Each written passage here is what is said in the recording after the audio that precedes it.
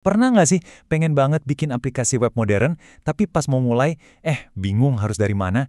Tenang, dalam beberapa menit ke depan, kita bakal bareng-bareng bongkar rahasia Laravel. Ini tuh framework PHP yang keren banget, dirancang biar kuat tapi tetap elegan. Anggap aja ini langkah pertama kalian buat masuk ke dunia web development yang seru. Oke, ini dia peta perjalanan kita buat hari ini. Kita mulai dari yang paling dasar dulu. Kenapa sih harus Laravel? Habis itu kita langsung praktek, mulai dari instalasi, konfigurasi, terus kita bedah dalemannya, cara kerjanya gimana. Dan di akhir, kita bakal coba bangun fungsi paling inti yang ada di hampir semua aplikasi. Siap ya? Jadi, pertanyaan pertama yang paling penting nih, di tengah lautan tools developer yang ada, kenapa banget kita harus pilih Laravel? Jawabannya simple tapi dalam banget. Framework ini tuh dirancang buat tumbuh bareng kita, mulai dari proyek iseng-iseng pertama sampai nanti aplikasi raksasa sekalipun. Nah, kutipan ini bener-bener nangkep jiwanya Laravel. Intinya tuh, coding di Laravel bukan cuma soal fungsionalitas doang, bukan cuma yang penting jalan, tapi ada rasanya, ada perasaan pas kita nulis kode. Rasanya tuh nyenengin, intuitif, dan bahkan ya bisa dibilang indah. Kekuatan utama Laravel itu sebenarnya ada di 3 pilar ini. Pertama, progresif.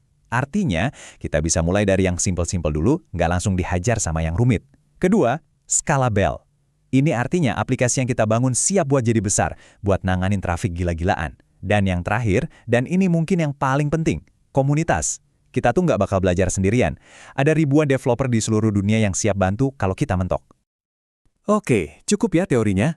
Sekarang waktunya kita bikin sesuatu yang nyata. Kalian mungkin bakal kaget loh, ternyata gampang banget buat menghidupkan aplikasi Laravel pertama.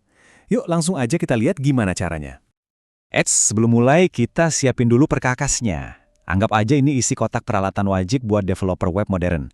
Jelas kita butuh PHP.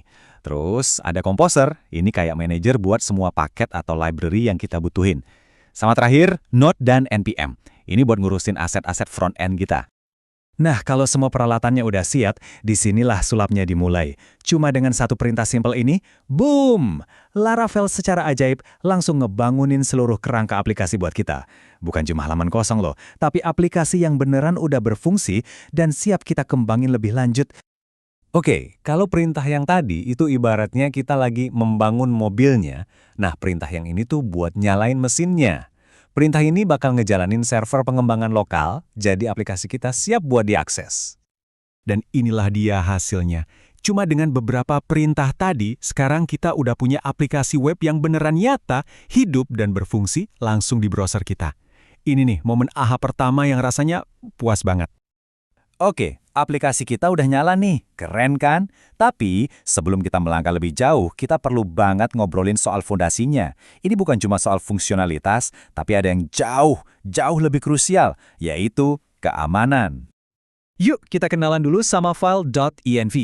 Anggap aja ini tuh berangkas digital buat aplikasi kita. Semua rahasia, ya beneran rahasia loh. Kayak password database, kunci API, semuanya disimpan di sini. Dan yang penting, dia terpisah dari kode utama kita. Nah dari sini muncul satu pertanyaan paling penting soal konfigurasi di Laravel. Ini satu aturan emas yang nggak boleh sama sekali kita langgar. Kenapa sih file ini harus dirahasiain banget?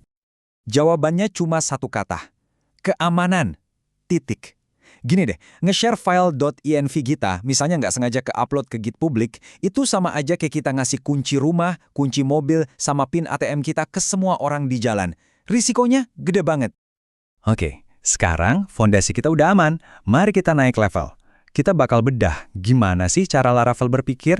Kita bakal ikutin jejak sebuah request. Dari mulai kita nekan tombol enter di browser, sampai halamannya muncul di layar kita. Seru kan? Daripada kita pusing ngafalin 11 langkah teknis yang ribet, kita sederhanain aja. Bayangin kita lagi di restoran. Kita sebagai user request, mesan makanan ke pelayan, yaitu si web server. Nah, pesanan kita diterima manajer, yaitu kernel dan routing yang ngarahin pesanan ke koki yang pas, yaitu si controller.